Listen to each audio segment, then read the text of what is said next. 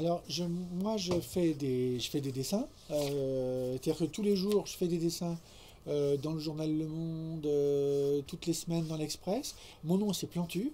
Et j'essaye de réagir au jour le jour à l'actualité internationale, à l'actualité de mon pays, mais à la fois tout ce qui peut, tout ce qui est la vie politique, mais la vie économique, la vie de la santé, la vie de la culture, des cultures, la vie de la liberté d'expression, tout simplement une chose qu'on appelle la liberté d'opinion.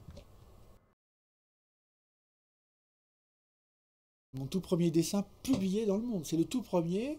On est en 72, j'ai 21 ans.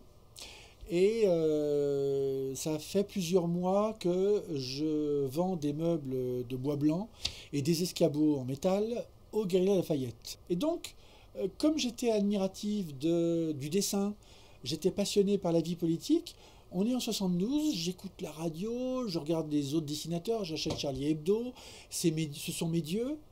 Et je me dis, bon, ce serait bien que je puisse raconter ça aussi en dessin. Donc, avant d'aller aux Galeries Lafayette, je faisais mes dessins, je les déposais rue des Italiens, le lieu où était le journal Le Monde à cette époque.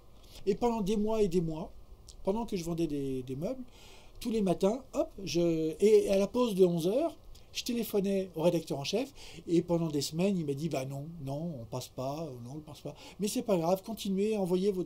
Puis un jour, alors un jour d'octobre, le 1er octobre, je sais que c'est un samedi, le 1er octobre 1972, il me dit ouais, il passe.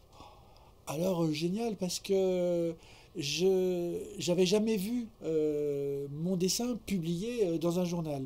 Et ce qui fait que là, j'ai dessiné cette colombe, parce à ce moment-là, on parlait beaucoup des accords de paix sur le Vietnam. Il y avait le Ductau et Kissinger. Alors le Ductau représentait le Vietnam Nord, et puis Kissinger représentait évidemment les États-Unis. Et puis il y avait ces accords qui s'appelaient les accords de Paris. Et puis donc on était dans l'interrogation. Et donc j'ai dessiné cette colombe de la paix avec ce point d'interrogation. Et puis c'est ce qu'on appelle un dessin sur une colle. Une colle, c'est 4,5 cm. Et en plus, à l'époque, il y avait mon nom, et en plus, il y avait marqué dessin de Plantu. Alors là, bonjour les chevilles. Au bout de 3 dessins, ils m'ont envoyé un chèque. Je me souviens que c'était 600 francs à l'époque. Et je disais, mais ils sont fous, j'ai fait un dessin. Moi, je me souviens, enfant très jeune, dessinant. C'est-à-dire que je me souviens que je parlais pas. D'abord, je parlais pas. Donc, ceci explique peut-être cela. Je me souviens que à table, personne ne me parlait. Je me souviens que ma mère apportait les plats, par exemple. Là, ma mère, elle était sympa. Elle faisait des super bons plats comme ça. Bon. Et elle était plus mince hein, que là, j'exagère un peu. Hein. Donc, tout le monde parlait à table.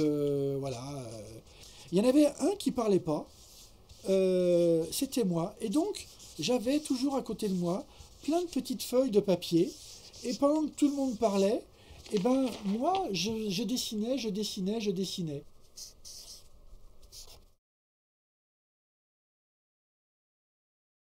On est en 91, je fais une exposition à Tunis. Je suis avec Ali Farzat, le dessinateur syrien. On vient de s'exprimer dans la journée, on a fait une exposition, tout ça, les débats. Et puis dans la nuit, je dors. C'est un grand classique. Le téléphone sonne, il est 3 heures ou 4 heures du matin. Bonjour, je vous téléphone de la part de Yasser Arafat qui voudrait vous rencontrer. Alors je me dis, oh là, et on va vous envoyer une voiture. Donc une voiture pourrie Peugeot arrive avec des mecs avec des kalachnikovs, ambiance un peu pesante quand même. On change 2 fois de voiture et je me retrouve dans un pavillon avec une sorte de Gainsbourg avec un kéfier, et c'est Arafat avec une barbe de 3 jours, comme ça, bon, comme Gainsbourg. Et il me dit, bonjour Monsieur Plantou, oui, je comprends pas, parce que vous soutenez la Palestine, c'est bien, mais je trouve que dans les années 60, par exemple, les intellectuels, comme Jean-Paul Sartre, eh ben, ils soutenaient la cause des peuples qui se libèrent, et vous, bah, des fois, vous nous critiquez.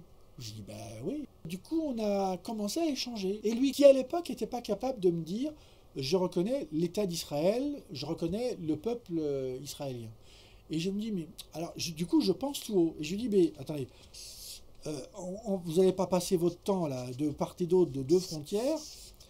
Vous n'allez pas me dire que vous n'allez pas un jour dialoguer les uns avec les autres. Il me dit, si, on peut très bien dialoguer. Donc je lui tends un feutre bleu.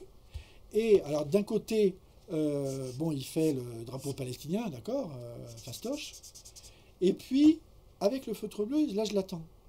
Et alors, je vois courir sur le papier, je dis, oh là, qu'est-ce qu'il me fait là? Et hop, et que je te fais l'étoile de David du drapeau israélien. Et il termine le drapeau. Je me dis, bah, attends, là, c'est pas mal. Là, c'est pas mal. Et donc, du coup, je lui dis, mais vous pouvez le signer, allez, soyons fous. Et donc, il me signe le dessin. Oh là, d'accord, ok. Et donc, je me dis, bon, là, il y a un blanc, là.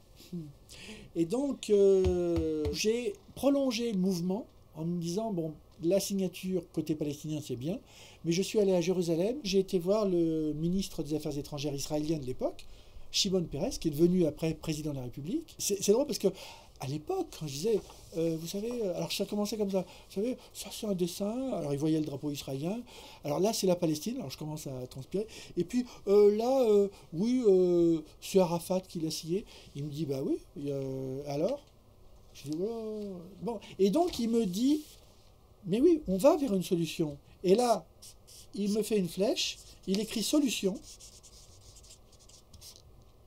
et je dis, bah vous signez, et alors il me signe aussi. Et je me dis, bon, bah alors là, c'est le premier document qui existe entre les deux parties, palestiniennes et israéliennes. C'est un dessin très simple. Il n'y a rien, il n'y a pas plus simple et naïf que ce dessin. Et en fait, un dessin naïf n'est pas si naïf que ça. Ce qui fait qu'aux accords d'Oslo, en 1993, moi j'avais déjà, avant les accords d'Oslo, la signature sur un même document du leader de la diplomatie israélienne et le leader de l'OLP palestinienne. Et ça, ça m'a servi de leçon parce que je me suis dit, finalement, le dessin est un bon atout pour essayer de faire des ponts. Quand les politiques ne sont pas capables de se parler, le dessinateur peut faire le travail. La spontanéité. Parce que si c'est trop cérébral, si c'est trop intellectuel, si c'est trop prémâché par d'autres, moi j'ai besoin des autres journalistes au monde. Je vais les voir, je les interroge, ils me disent plein de choses. Bon, mais si je traduis trop bien ce qu'ils disent, est-ce que c'est très utile? C'est-à-dire qu'il faut que je me nourrisse de ce qu'ils me disent, mais à la fois je vais essayer de le traduire à ma manière, et puis je vais essayer de surprendre le lecteur, et puis moi-même je vais essayer de me surprendre. Parce que si je surprends plus personne, je vois pas tellement l'intérêt. Il faut être impertinent, pertinent et que ça vienne du cœur.